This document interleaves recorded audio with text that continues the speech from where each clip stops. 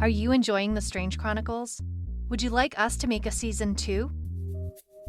If so, please help us spread the word. Tell your friends, family, or anyone you think would love it.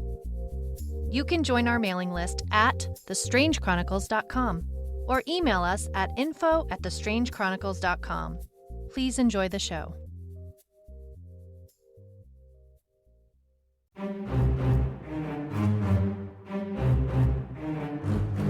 I'm Gray Cooper, private detective. According to the Department of Homeland Security, my business doesn't exist. But according to the blockchain, a government address pays my bills. The following are the recordings of my case log, for insurance purposes, you understand. See, I deal in the strange. The place where monsters and conspiracies dance. The kind of strange you're not quite sure is real or unreal.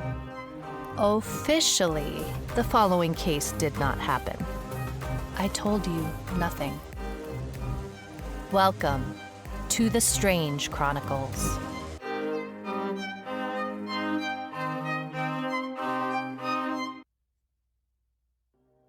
Case log 938, August 8th, year 2053. This wasn't supposed to be a case. This is supposed to be my vacation. Each year, I travel out to Cape Cod to stay at a friend's beach house, alone. This year, I was supposed to see my father, with whom I've recently reconciled, a longer story for another day. The plan was to lounge at the beach, read a few books, and decidedly keep away from anything resembling work. No missing people, no aliens, no mutants, disasters, or government operatives. Just me and the beach.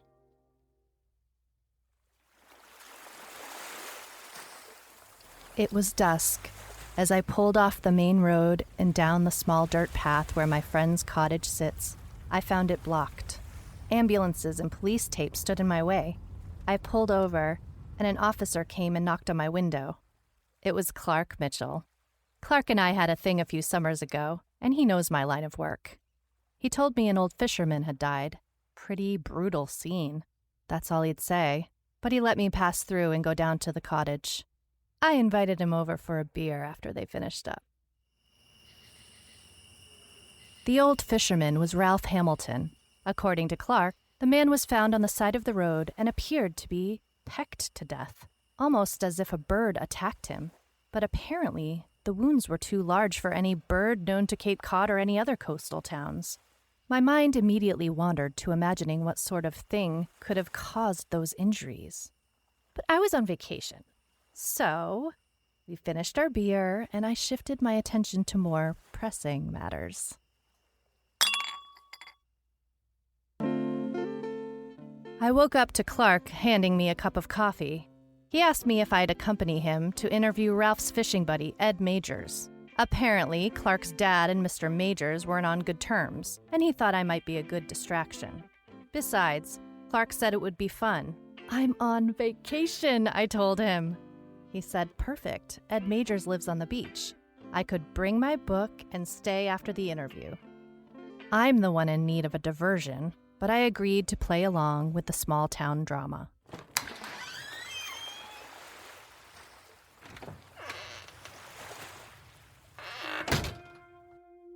Ed Majors lived in a tiny clapboard house, just steps from the beach. Buckets and fishing poles crowded the front yard. A plump man with a dirty bucket cap greeted us and asked us if we wanted tea. We accepted, but as he turned on the kettle, he immediately started in on a diatribe about Clark's dad.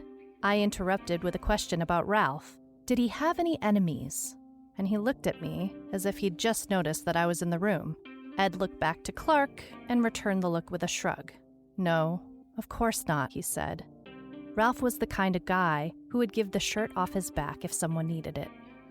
Unfortunately for Ralph Hamilton, never have words been more literal.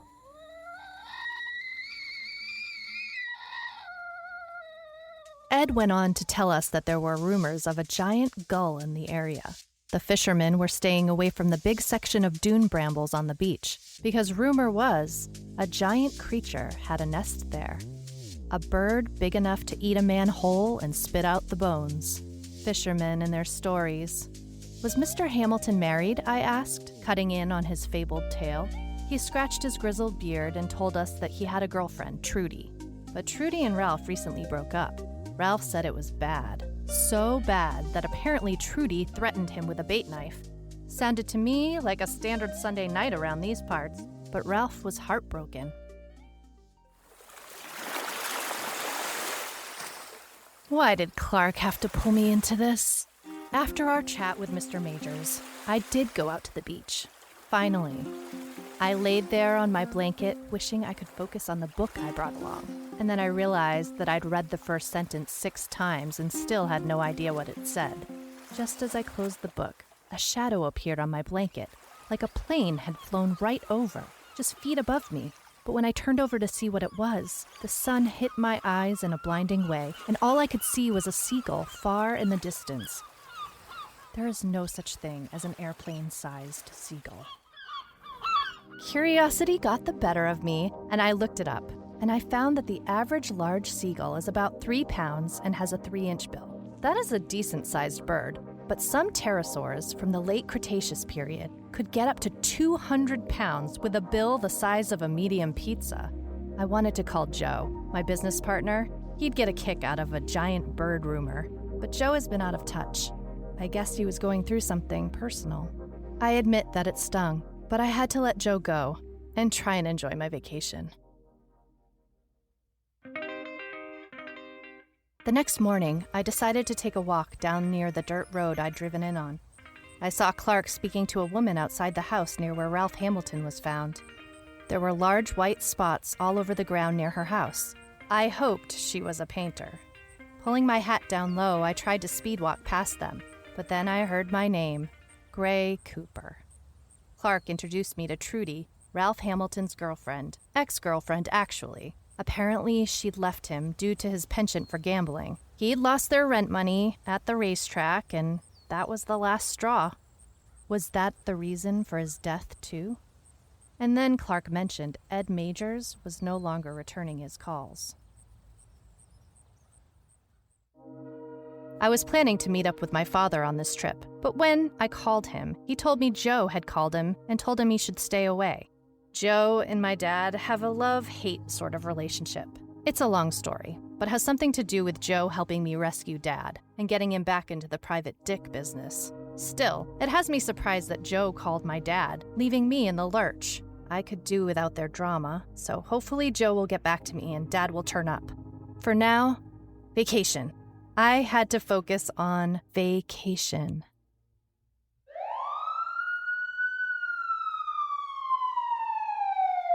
But then Ed Majors turned up dead, torn up just like Ralph, and this time, there were breadcrumbs found at the scene.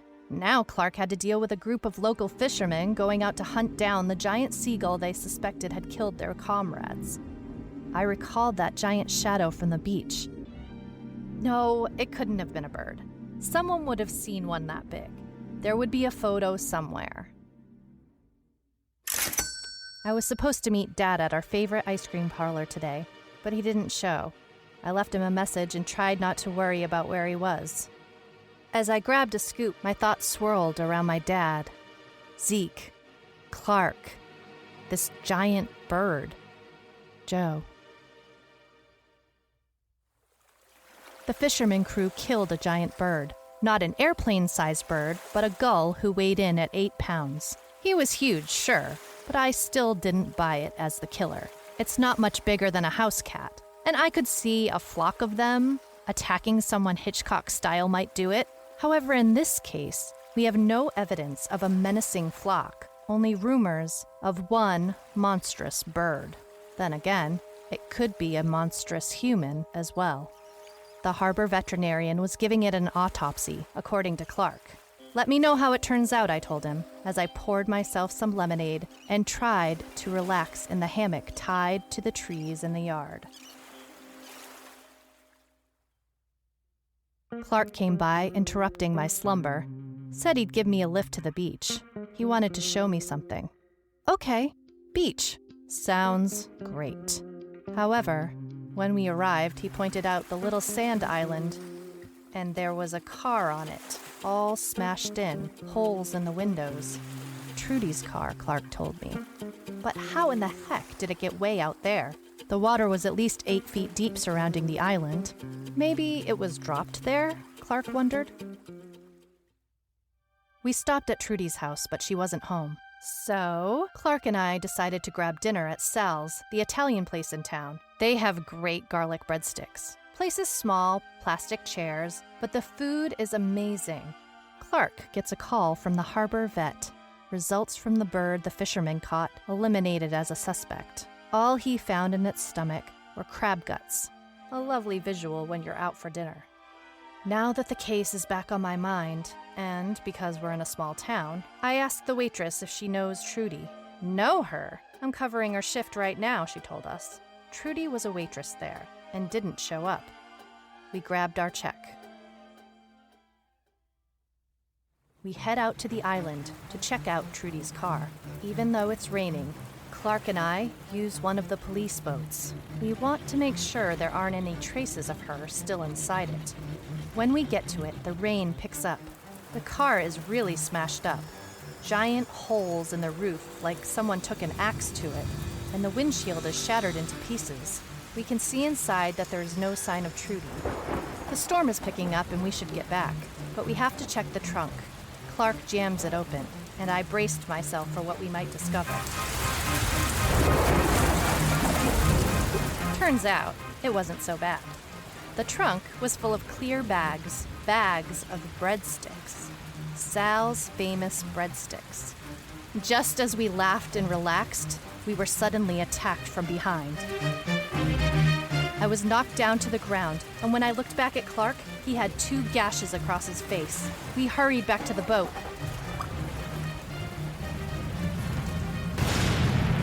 And in a flash of lightning, I saw the shadow of what could only be described as a giant with wings.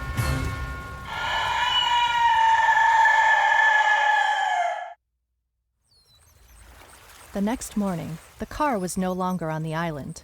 The storm must have washed it into the ocean.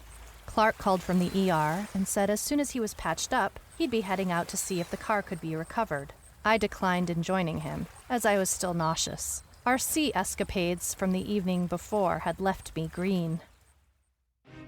Clark called and told me the coroner confirmed that Ralph had leftovers from Sal's in his stomach, and Ed had breadstick crumbs under his fingernails.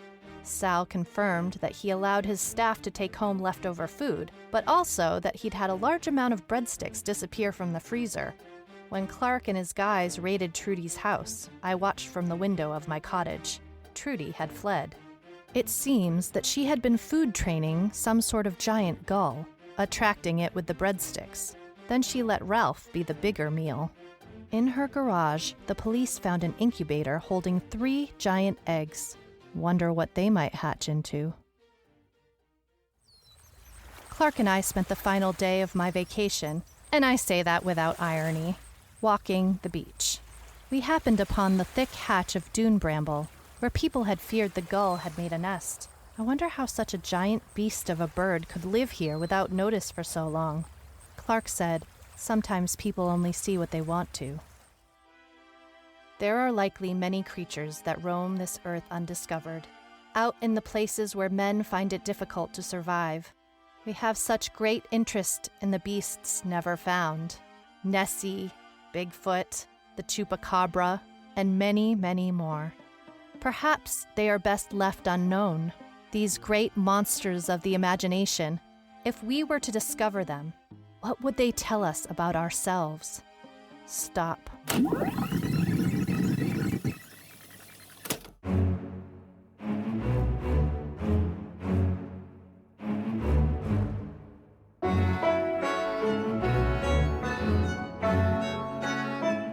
This has been an episode of The Strange Chronicles, a fiction podcast. You can follow us on Instagram at The Strange Chronicles Podcast, or email us at info@thestrangechronicles.com. This has been a Kings of Content production. Thank you for listening.